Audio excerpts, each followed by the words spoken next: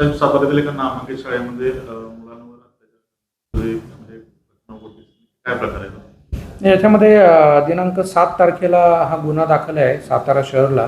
त्यात एका नामांकित शाळेतील हॉस्टेलमधील केअरटेकर जो टेम्पररी होता, गेले 4 महिन्यापासून तिथे होता, त्याच्या विरुद्ध काही बालकांनी तिथल्या तक्रार केली. बॅड टच म्हणजे काही ठिकाणी हात लावणे, पैसे मागणे, धमक्या देणे, मारहाण करणे, अशा प्रकारच्या कंप्लेंट दिलेल्या आहेत. विविध बालकांनी दिल्यात. त्या सुरुवातीला 3 होत्या, आता एकूण 24 अशी वेगवेगळ्या प्रकारच्या आहेत. त्या सगळ्यात हे नाही आहेत. अशा प्रकारच्या कंप्लेंटच्या आधारे गुन्हा दाखल आहे पोक्सको अंतर्गत आणि 115(2), 351(2) असं भारतीय न्याय संहिता, म्हणजे मारहाण करणे आणि हे करणे, आणि पोस्को कलम 2.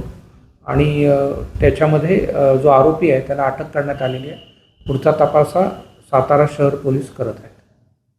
न्यायालयात हजर केले? त्याला न्यायालयात हजर केलं आहे, परंतु ज्याच्यामध्ये तर ते न्यायालयाने त्याला बेलवर सोडलं आहे, कारण याच्यामध्ये कुठली रिकव्हरी नव्हती. आणि जो गुन्हा आहे तो म्हणजे सेक्शुअल असॉल्टचा नाही, तो सेक्शुअल हॅरॅसमेंटचा आहे. ते थोडंसं कमी दर्जाचं कलम आहे. आणि याच्या तपासात जर अजून काही निष्पन्न झालं तर तशी कलमं वाढवण्यात येईल.